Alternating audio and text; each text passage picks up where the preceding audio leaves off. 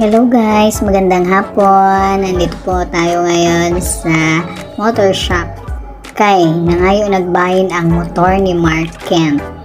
So magpa-change oil daw mi kay medyo lain na siyang tingog, then lain na po siyang dagan ng motor.